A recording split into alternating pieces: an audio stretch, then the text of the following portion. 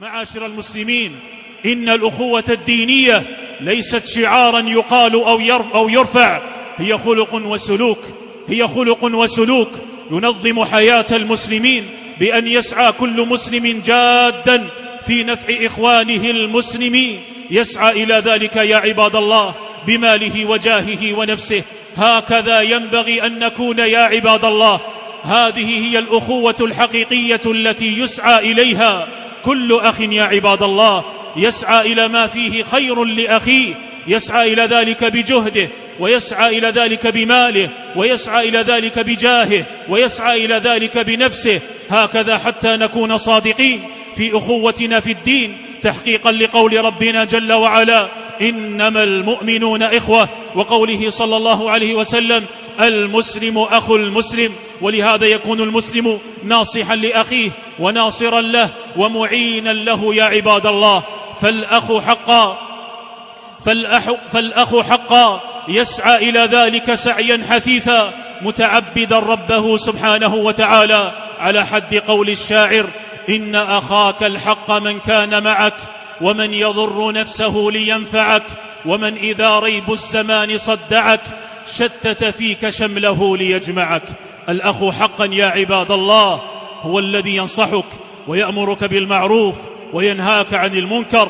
إن رأى فيك خللا أو رأى منك تقصيرا أخذ بيدك ناصحا لك، متأدبا بأداب النصيحة، راجيا لك الخير، حريصا على أن تقبل منه، داعيا ربه جل وعلا في ظهر الغيب أن تنتفع بنصحه.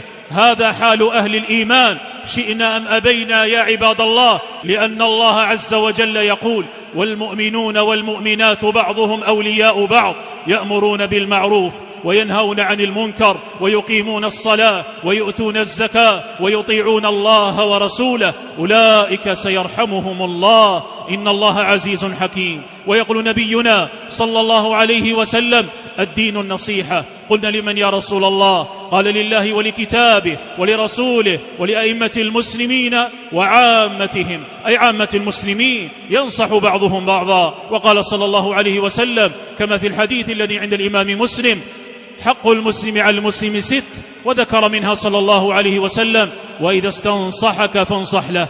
هذا هو الأخ حقا يا عباد الله، الذي ينصح لأخيه إن رأى منه خللا أو تقصيرا، كان له كالمرآة، فالمؤمن مرآة أخيه، كما قال صلى الله عليه وسلم: يسعى جادا في نصحه، ويسعى جادا في تقويمه، متأدبا كما ذكرت بآداب النصيحة وآداب الإسلام في التعامل مع الإخوان. وليس من الأخوة يا عباد الله أن يتغاضى الإنسان عن زلات أخيه، حتى إذا اختلف معه ذكره بزلاته ولو كانت لسنوات يا عباد الله، وهو يريد بذلك انتقاصه ولا يريد نصحه، والله المستعان.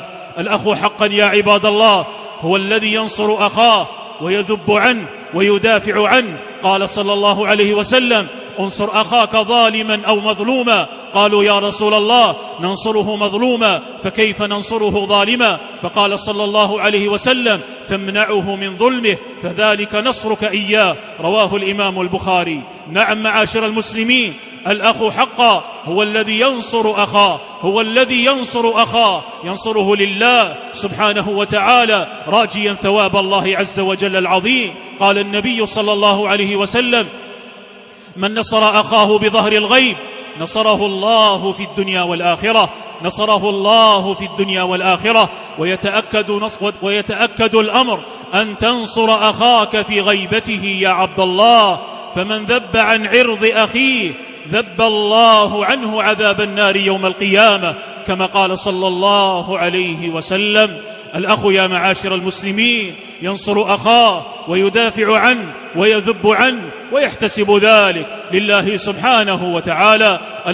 الأخ حقا يا عباد الله، الأخ حقا يا عباد الله هو الذي يعين إخوانه ويحرص على قضاء حوائجهم، يحرص على قضاء حوائجهم بماله وبجاهه وبنفسه وبقوته يا عباد الله، يحرص على ذلك ويجعل عمله لله سبحانه وتعالى، لا يريد من أخيه جزاء ولا شكورا، كما قال الله جل وعلا عن الأبرار: إنما نطعمكم لوجه الله لا نريد منكم جزاء ولا شكورا. فالأخ الموفق هو الذي يعين إخوانه ويقضي حوائجهم ويجعل عمله لله عز وجل، لا يفعله رياء ولا سمعة ولا تزلفا يا عباد الله، ثم يصدق ذلك بعدم منه عليك. قال النبي صلى الله عليه وسلم: والله في عون العبد ما كان العبد في عون أخيه. وقال صلى الله عليه وسلم: أحب الناس إلى الله أنفعهم للناس، وأحب الأعمال إلى الله سرور تدخله على مسلم تكشف عنه كربة أو تقضي عنه دينا أو تطرد عنه جوعا. ولأن أمشي مع أخي في حاجة أحب إلي من أن أعتكف في هذا المسجد شهرا. يقصد مسجده صلى الله عليه وسلم. ومن مشى مع أخيه في حاجته حتى يقضيها له ثبت الله قدميه يوم تزول الأقدام. أجور عظيمة يا عباد الله لمن أدى هذا الحق العظيم الذي هو لإخوانه عليه، بأن يعينهم ويقضي حوائجهم ويحتسب ذلك لله سبحانه وتعالى. الأخ حقا يا عباد الله هو الذي لا يكون أحق بديناره ودرهمه من إخوانه. قال النبي صلى الله عليه وسلم: ليس المؤمن بالذي يشبع وجاره جائع إلى جنبه، أي عنده فضل شيء من مال وحرم أخاه منه والله المستعان. قال عبد الله بن عمر رضي الله تعالى عنه يحدث عن زمانهم رضي الله تعالى عنهم وأرضاهم: زمان قال فيه كان أحدنا كان أخوه أحق بدرهمه وديناره ثم قال: أما الآن فصار الدينار والدرهم أحب إلى أحدنا من أخيه المسلم. هذا يقوله عبد الله بن عمر في زمانه، فكيف بزماننا يا أمة الإسلام؟ الزمن الذي تعلقت فيه القلوب بالمادة، صار الواحد يحرص على المال ويحرص على جمعه ولو أن يأخذه من أخيه باطلا والله المستعان. جاء رجل إلى أبي هريرة رضي الله تعالى عنه وأرضاه فقال: يا أبا هريرة إني أريد أن أؤاخيك.